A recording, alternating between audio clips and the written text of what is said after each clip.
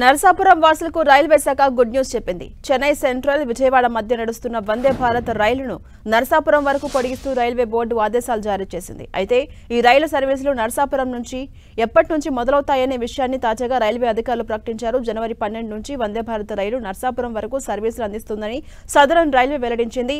ప్రస్తుతం చెన్నై సెంట్రల్లో ఉదయం 5:30కు బయలుదేరే వందే భారత్ ట్రైన్ రేణిగుంట, గూడూరు, నెల్లూరు, ఒంగోలు, తెనాలి స్టేషన్స్ మీదుగా విజయవాడకు 11:40కి చేరుతోంది.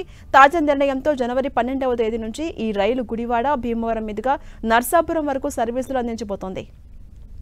ఇక పొడిగించిన ఈ సర్వీసు 11:40 విజయవాడకు చేరుకుని అక్కడి నుంచి 11:45కు బయలుదేరి మధ్యాహ్నం 12:29 గుడివాడ, 1:14కు భీమవరం, 2:10కి నర్సాపురం చేరుకుంటుంది.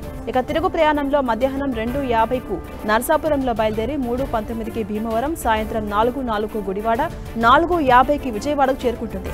అక్కడి నుంచి సాయంత్రం 4:55కు బయలుదేరి రాత్రి 11:45కు చెన్నై చేరుకుంటుంది.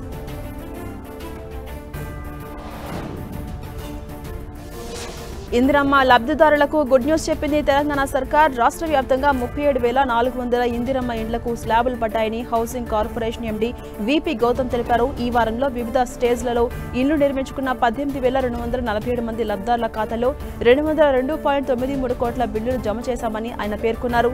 ఇందిరమ్మ ఇండ్ల లబ్ధిదారులకు ప్రతి వారం లబ్ధిదారుల ఖాతాలో నేరుగా డబ్బులు జమ చేస్తోంది సర్కార్. ఈ వారంలో 4,615 మంది లబ్ధిదారులు బేస్మెంట్ లెవెల్ వరకు, 8,517 మంది రూఫ్ లెవెల్ వరకు నిర్మాణాలు చేసుకోగా 5,115 మంది స్లాబ్ వేశారు. వారికి వారి బ్యాంక్ ఖాతాల్లో డబ్బులు జమ చేసినట్టుగా ప్రభుత్వం వెల్లడించింది.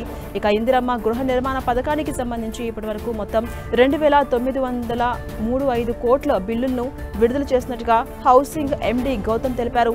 వీటిలో బేస్మెంట్ లెవెల్ దాటిన ఇండ్లకు 1,610.79 కోట్లు, రూఫ్ లెవెల్ వరకు ఇళ్లు నిర్మించుకున్న వారికి 716.91 కోట్లు, స్లాబ్ పూర్తయిన ఇండ్లకు 572.65 కోట్లు లబ్ధిదారుల ఖాతాల్లో జమ చేసింది ప్రభుత్వం.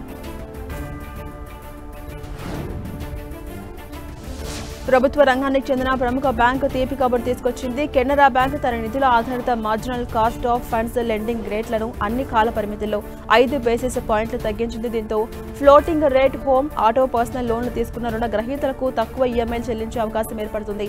కెనరా బ్యాంక్ కొత్త ఎంసీఎల్ఆర్ రేట్లు నవంబర్ 12 నుంచి అమల్లోకి వచ్చాయి. మరోవైపు బ్యాంక్ ఆఫ్ బరోడా తన రుణ రేట్లను మార్చకుండా స్థిరంగా ఉంచింది. Marginal cost of funds lending rate లేదా ఎంసీఎల్ఆర్ అనేది బ్యాంకులు వివిధ ఫ్లోటింగ్ రేట్ రుణాలకు వడ్డీ రేట్లు నిర్ణయించేందుకు ఉపయోగించినటువంటి బెంచ్ మార్క్ రేట్. ఎంసీఎల్ఆర్ తగ్గడం అనేది ఈక్విడేట్ మంత్లీ ఇన్స్టాల్మెంట్లు తగ్గే అవకాశం లేక రుణ కాల పరిమితి తగ్గే అవకాశం కల్పిస్తుంది. ఇది దీర్ఘకాలంలో రుణ గ్రహీతలకు ప్రయోజనం చేకూరుస్తుంది. ఇక ప్రభుత్వ రంగ రుణదాత అయిన కెనరా బ్యాంక్ తన రుణ రేట్లను 5 బీపీఎస్ లేదా 0.05% తగ్గించింది. ఈ సవరణ తర్వాత ఓవర్ నైట్ ఎంసీఎల్ఆర్ 7.9% నుండి 7.90% తగ్గింది. బ్యాంక్ ఒక నెల ఎంసీఎల్ఆర్ ను 8% నుంచి 7.9% తగ్గించింది.